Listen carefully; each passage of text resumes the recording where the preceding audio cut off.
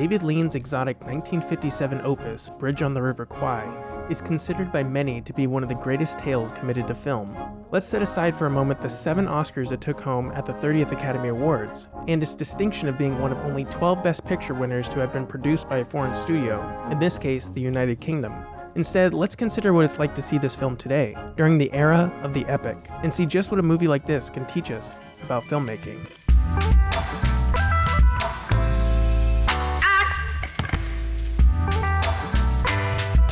Even though the story is about British, Japanese, and American soldiers, the original novel was written by a Frenchman named Pierre Boulle. The novel was published in France in 1952 and was later published in Britain, where it piqued the interest of an American producer and screenwriter named Carl Foreman. Foreman was living in England because he was blacklisted in Hollywood under the suspicion of being a communist sympathizer. Foreman gave the project over to producer Sam Spiegel and stayed on secretly as a screenwriter. However, David Lean didn't like the draft by Foreman. Lean said, "I told Sam I would do the Bridge on the River Kwai under the condition that he threw out this terrible script he had by Carl Foreman. The whole thing started in an American submarine that was being depth charged. It had nothing to do with the story at all, and I said, look Sam, this is hopeless." Spiegel had Foreman do a rewrite, but Lean disliked the new version as well, so he decided to do it himself. Lean and Norman Spencer went to Ceylon to write a new treatment. Lean liked to write in the location that the film would be made so that he could use the surroundings as inspiration to write. In a BBC radio interview, Lean discusses his writing process. What happens is that I sit down at my typewriter and I start at the beginning and I make a complete blueprint. I try to imagine what the finished movie is going to look like on the screen, with cuts and everything in it. I do it as I hope I'll see it. I know this is against a lot of the new school, but I personally am very wary of improvisation. Lean said, "I wrote it all, start to finish. The beginning, the entrance to the camp, the men whistling as they came in. I had trouble with the part of the American, which wasn't in the book, so I said to Sam, look, you must get me some help." The job went to Michael Wilson, who, like Foreman, was also blacklisted. Since both Foreman and Wilson were blacklisted and their involvement in writing the film was kept secret, the sole writing credit went to the original author of the novel, Pierre Boulle. Boulle went on to win the Academy Award for screenwriting, despite having nothing to do with writing the screenplay and not speaking a word of English, which is probably why he didn't accept the award in person. Pierre Boulle, The Bridge on the River Kwai. In an interview, Lean recounts the Academy Awards ceremony. He says, "Comes the Oscars and the award for Best Screenplay is being announced. The winner? Pierre Boulle.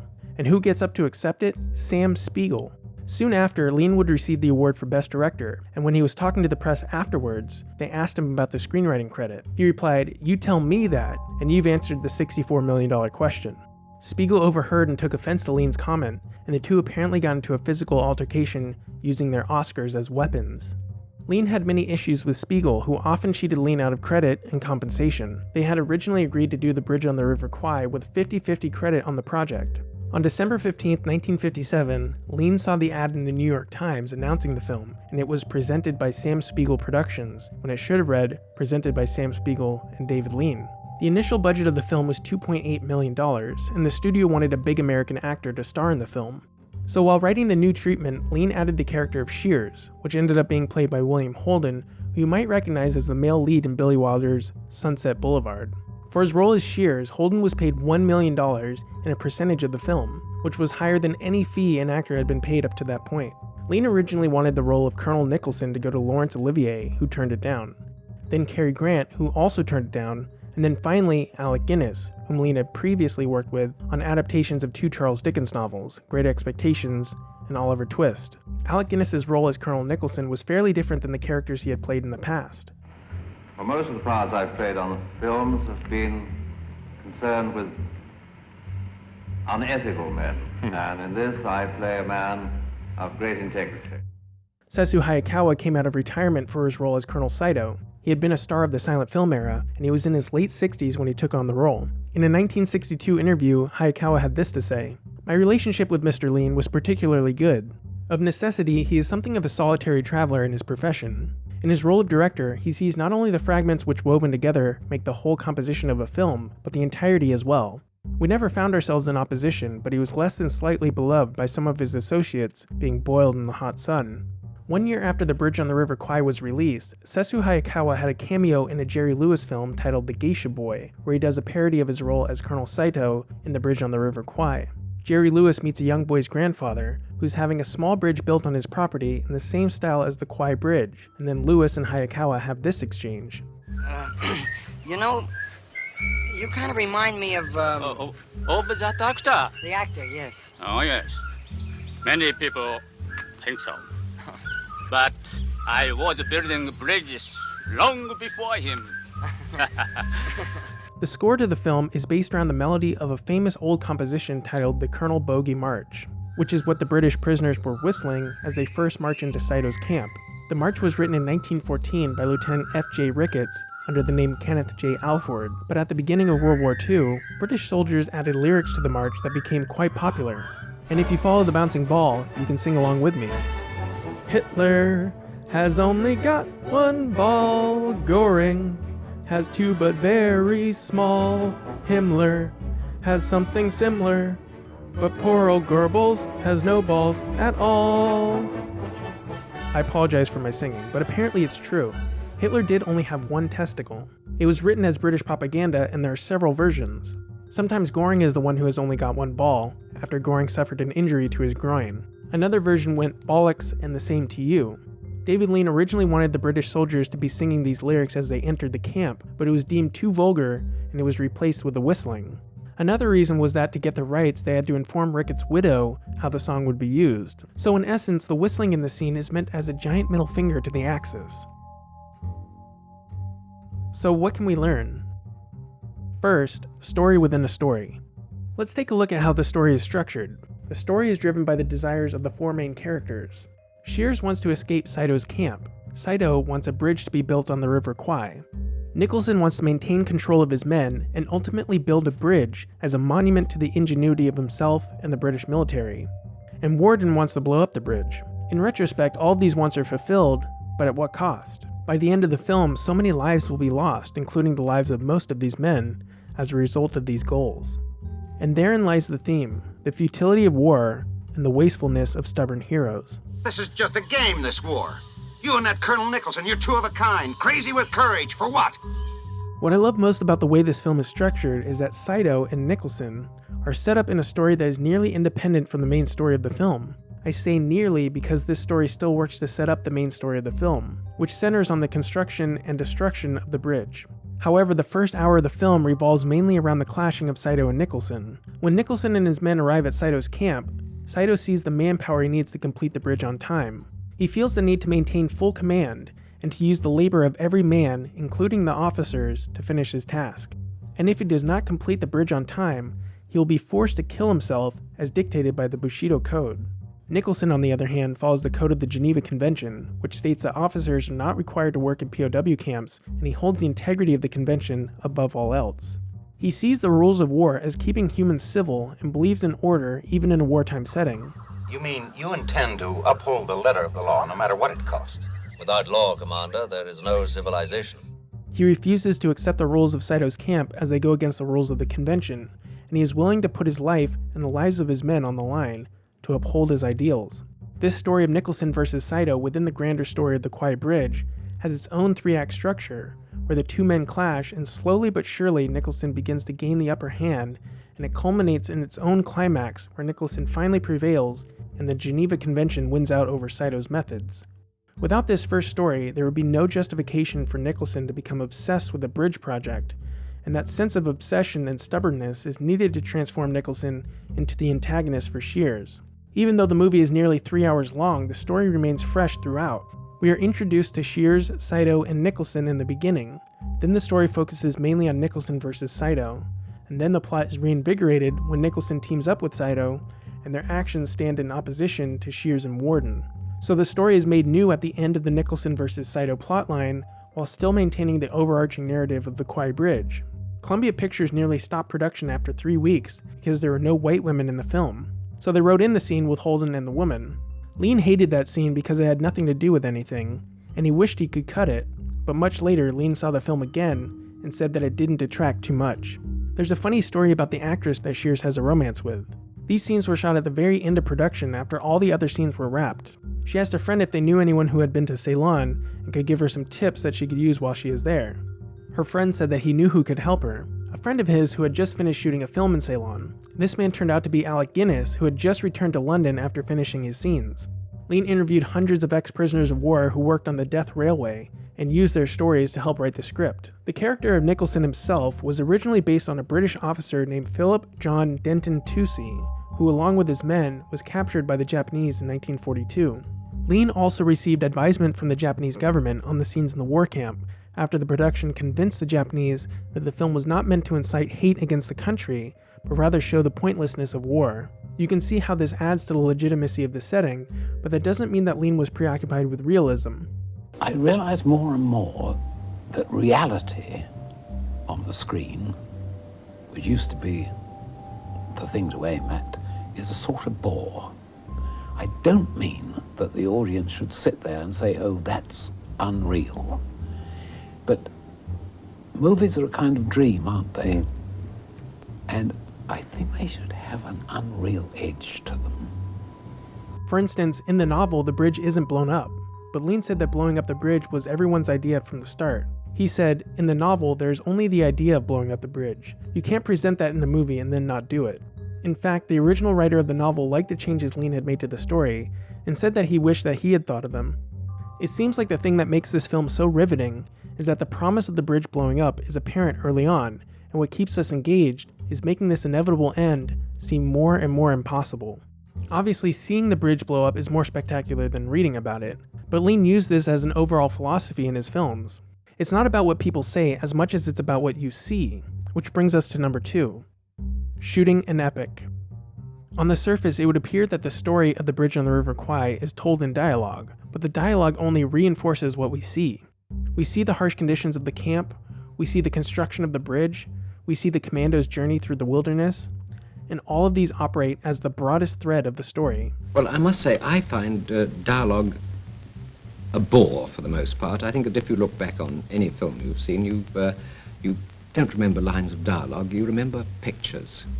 In an era where the epic is the status quo, it seems that so much is explained while removed from the story. There will be a contrived action sequence, and then we find the characters in a secluded place where they discuss what's going on. Here, there is only one wholly expositional scene, the scene with Shears and Warden in Warden's office, and it serves to set up the last hour of the film. We get so much more information in this whole sequence than what is said. We see the comfort and peace that Shears is forced to give up, to ultimately sacrifice himself for a bridge. We also see the kind of person Warden is. He and his men run a commando school, and they are fired up to play war. Lean also used sound to enhance the picture without describing it. In an interview with Charles Reynolds in 1958, Lean said, "Sound should give the film another dimension. It should be used as orchestration to give something that the picture isn't giving. Anyone can take a shot of seagulls and put their cries on the soundtrack, but this doesn't really add anything. At the same time, you can show a shot of gulls, and by adding the sounds of waves with their cries, you can suggest an entire beach scene. In Bridge, we use the screech of the bird to coincide with the cut to the young Japanese soldier who's being pursued through the jungle. This is the first time he's seen again since the beginning of the chase. The sound gives this important shot an added jolt to emphasize it."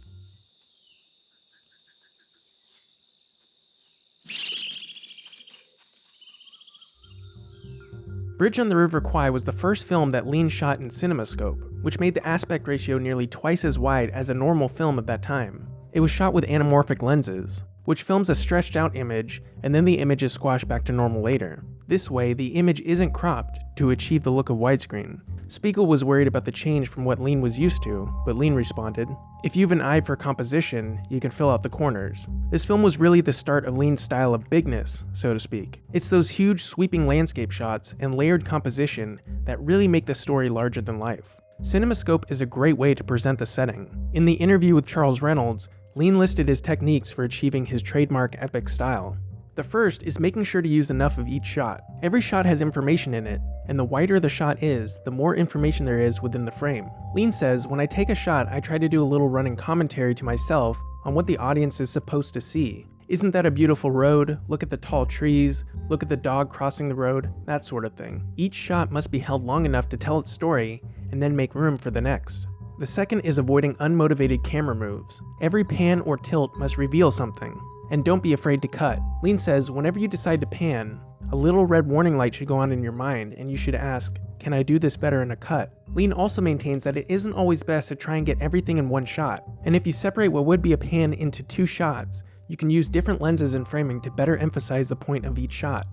Third is giving depth to the shots by making use of what is in front of and what is behind your subject. Lean says, without these planes, the shot would look like a picture postcard. Often it is effective just to have a black object of some kind in the foreground. Don't light it, keep it out of focus. In Bridge, we tried constantly to give depth by including foreground objects. The background is just as important.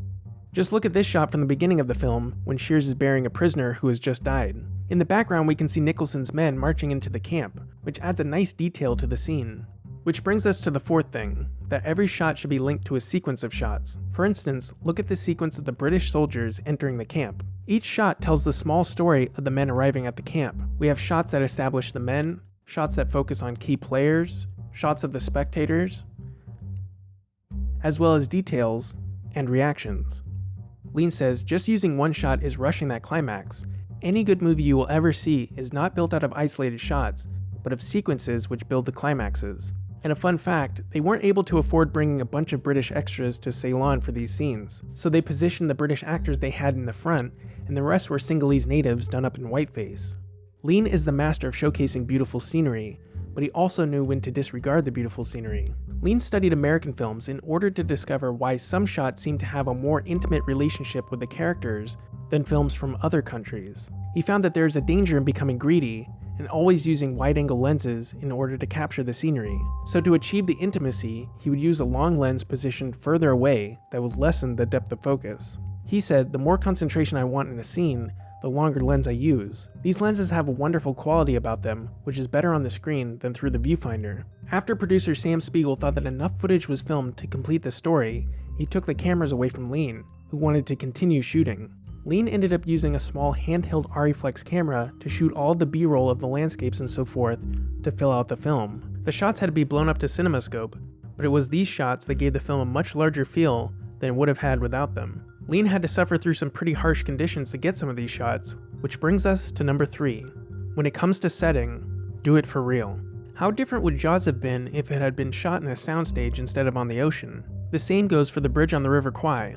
Lean could have shot a couple of landscape shots on location and the rest in Hollywood, but he didn't, and it gives the film a certain authenticity that we can still appreciate almost 60 years later. Spiegel had produced The African Queen on location in Africa in 1951, but when it came to difficult scenes, special effects were used. These scenes really date the movie, and the film doesn't nearly stand the test of time as well as the bridge on the River Kwai. There's no doubt the movies today that rely on special effects to present the setting will end up suffering the same fate in the future. Lean would do whatever it took to get the shot, no matter how difficult or how long it took. It was reported that he had traveled 150 miles to capture a sunset, and this gave him a reputation that might not be entirely accurate. Some terrible journalist came to me and said rather earnestly, Mr. Lean, is it true you wait 5 weeks for a wave? And I said, look, I'd be out of a job if I did. However, it's easy to see the lengths that Lean went to achieve even the briefest of shots. It's all right there on the screen. Look at this shot. Aside from trekking out into the wilderness with camera gear, this shot required finding the proper framing, communicating with another group that had to travel much further away, waiting for the light to both silhouette the people in the background and cast light on the subject in the foreground, not to mention the time it would take to reset and try again. And look at this shot. All of these extras had to be present for the background of this shot, and here there's a full scene that required the British officers to stand out in the sun to appear in the background. It would have been much easier to shoot from a different angle, but not nearly as interesting. And it should be noted that many of the extras experienced sunstroke because of the intense heat. When the production scouted locations, they saw that the actual Kwai River was not very substantial or interesting, so they decided to shoot in a small village in Ceylon named Kitulagala. After enduring the rough conditions on location in Uganda and the Congo for the African Queen, where most of the cast and crew took ill after drinking the water, that is, except for Humphrey Bogart, who drank mostly gin, Spiegel wanted the conditions on Kwai to be more comfortable. He had a small production village constructed complete with bungalows, plumbing facilities, including a water filtration system, and a catering service. Although the catering's quality degenerated as Spiegel made weekly budgetary cutbacks. Spiegel also hosted film screenings for the native children who had never seen a movie before. Still, no one was fond of the location shooting except David Lean. Spiegel's wife said, "I think David Lean is at his happiest living in an adverse environment." and he flourishes like an orchid in Ceylon. It was hot, it was humid, people were dropping like flies, and he was happy.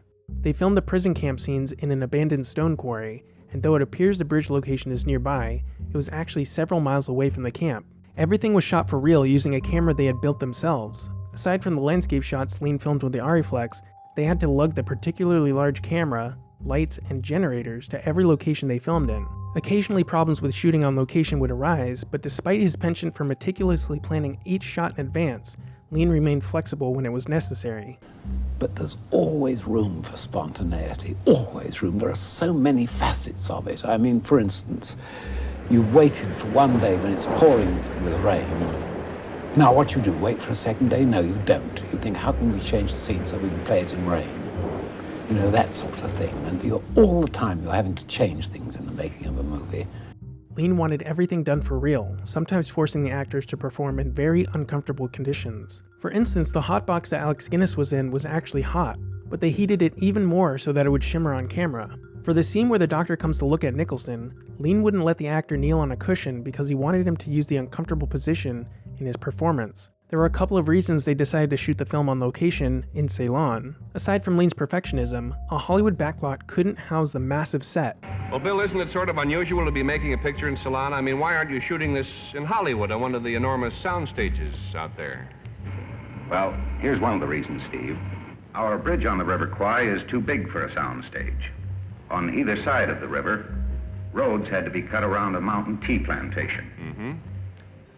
This train had to be hauled overland to the location. That's true. They were filming in such a remote location that the bridge had to be built the old-fashioned way. The 8-month project involved cutting down 1,500 giant trees in the jungle, shaping them into pillars, loading them onto the backs of 48 elephants to be dragged to the building site, and pile driving them into the ground to create a structure larger than any in Ceylon, 425 feet long and 90 feet high, at a cost of over $250,000. The production received assistance from the Ceylonese government, who offered the help of soldiers to act as extras, and work for the production providing transportation as well as helping construct the bridge itself. The fact that the bridge was built without the aid of large construction vehicles gave the bridge a look of authenticity. It really looked like it was built by prisoners of war. The design for the bridge came during the 2 years of pre-production for the film. The production was given a scrap of rice paper that had been smuggled out of Burma containing a drawing of a bridge for the Death Railway. The drawing was to help commandos identify the bridge they were ordered to blow up, and this design was used for the bridge we see in the film. A funny story is that the villagers insisted on performing a ritualistic ceremony in order to ward off evil spirits and ensure that the good spirits will preserve the bridge for all time, despite the fact that the production was going to blow up the bridge at the end of the shoot. Because it took so long to build and under such difficult conditions, they really only had one shot to film the bridge blowing up. They built a dam in the river to make the water low enough to shoot the scene, but it had rained really hard and the water level ended up rising over 8 feet, so they had to postpone the shot for 11 days. They set up 5 cameras to film the explosion. They had each of the camera locations switch on a light to signal that the film was rolling without an issue. There was also a switch for the man driving the train to switch on after he jumped from the train to signal that he wasn't still on it and they could blow the bridge. The first time they attempted the shot, all of the lights went on for each camera position except for one. But the train was already moving and there was nowhere for the train to go after it went across the bridge. The only thing that kept it from falling into the water was that it crashed into the truck generating power for the lights. So what happened? One of the cameramen just forgot to switch his light on. The second try worked. Although the problem here was that the sound man printed the sound for the first take and not the second. All they had was the sound of the train going over the bridge without any explosion. So what we hear is not in fact the actual sound of the bridge blowing up, but rather a sound effect. The difficulty that went into creating the bridge on the River Kwai really shows on the screen, and had they used cutting-edge special effects at the time to avoid doing it for real, the film would be dated today, which it isn't. It holds up incredibly 60 years later, and you believe everything that you are seeing. Filmmaking is a struggle, and it is the job of the filmmaker to create something called verisimilitude, which is defined more or less by creating something that appears real. I cannot think of a film that better exemplifies this concept. One last thing. The bridge on the River Kwai was actually one of the reasons movies started becoming primetime television programming. The film originally made $30 million over its $3 million budget and was re-released in theaters just after Lean and Spiegel's Lawrence of Arabia came out. But in 1966, the film aired on American television to a record 60 million viewers. Before that, networks would break up films into 2 parts and shown over 2 evenings. It was presented as an ABC movie special and ran for over 3 hours because of the commercial breaks. Thanks for watching. This is one of my favorite films. I saw it for the first time only a few years ago and ended up watching it again as soon as it was over. My next big video will be part 6 of how Kubrick made 2001: A Space Odyssey, and I have a couple of shorter videos in the works as well. So if you're new here, please hit that subscribe button now because there are plenty more videos on the way for cinephiles like you. Thanks again for watching.